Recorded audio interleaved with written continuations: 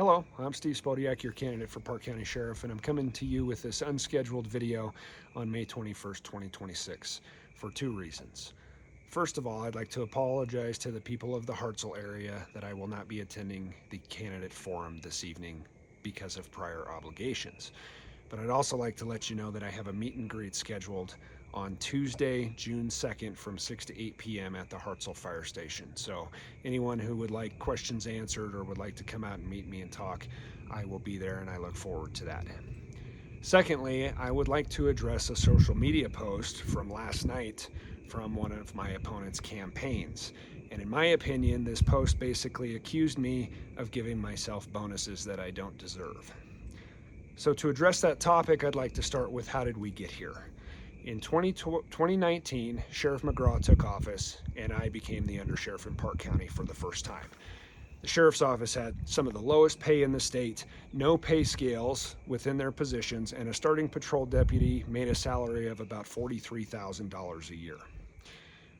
One of the first things the sheriff wanted to address was trying to get the pay up, and we worked very hard on that. And in April of that year, working with the current county manager, or the county manager at that time, and the Board of County Commissioners, we were able to implement a pay scale for deputies, corporals, sergeants, and detectives.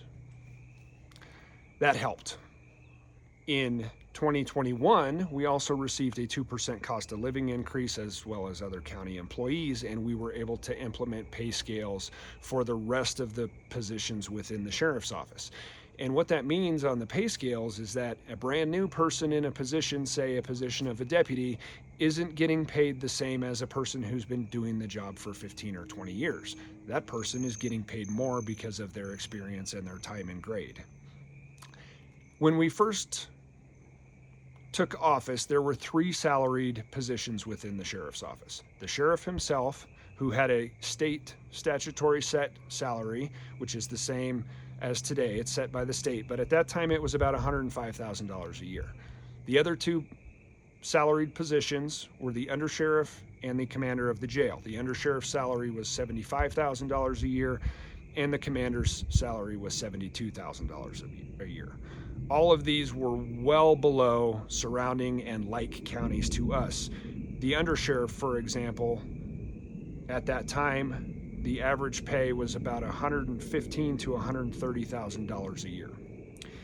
In 2022, we added another salaried position to the sheriff's office, a lieutenant of patrol. So we had two commanders, a patrol commander, a jail commander, an undersheriff, and a sheriff who were salaried. And by salaried, I mean they get paid the same whether they work 40 hours a week or they work 50 hours a week, which is pretty standard for a salaried employee. But oftentimes, especially when things are going on, a salaried staff member of the sheriff's office may work 60 or 70 hours in a week and be compensated the same way as they would be if they only worked 40 hours. In January of 2023, a 3% COLA was given to the county. The sheriff was reelected for his second term, and his statutory salary went up to the rate of about $115,000 a year. And the total increase of salaries within the sheriff's department was between 15 and 23% for all staff members.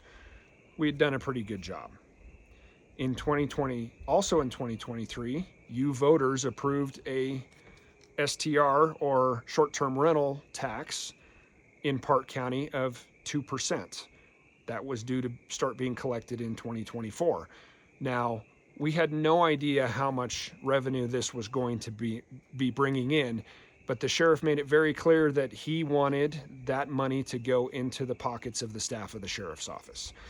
So after the second quarter of 2023, we had an idea of maybe how much money would be coming in, and in 2024, we started with law enforcement bonuses in quarter 3 and quarter 4 of 2024. Now, uniform staff had a bonus rate that was the same across the board unless they had 10 years or more with the office, and then they got a little bit more. And civilian staff had a salary that was straight across the board for everybody. That was the same until the beginning of 2025. In 2025, the sheriff again realized that the salaried staff was falling further behind other places around the state and wanted to increase the bonuses to make their salaries more competitive. So the undersheriff, the captain of the jail, and the lieutenant of patrol all receive the same bonus each quarter, and it's the same going into 2026. But also in 2025, you voters approved an increase to the short-term rental tax to 6%. Now, under the previous one, the sheriff's office received 30% of those funds. Under the new one at 6%, the sheriff's office receives 25% of those funds, which is still an increase over what we were receiving before.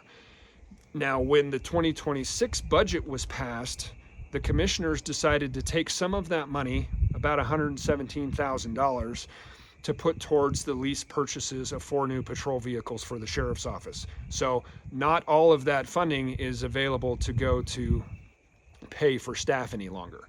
But here we are in the middle of 2026, and the pay for the sheriff's office since 2019 has increased by approximately 33% across the board.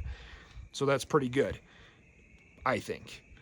Now, what I want to make note of here is the sheriff approves these. I don't approve the bonuses. I'm just the one who puts the paperwork together and submits it to payroll so that it gets taken care of. But the other thing that I'd like to point out is that when you're looking at small pieces of information, like were posted by another candidate on social media to provide an argument, remember, there's always a bigger picture. And to quote Ted Lasso, be curious, not judgmental. And if you don't know what that means, I'll post a clip from Ted Lasso about darts in the comments. Thank you.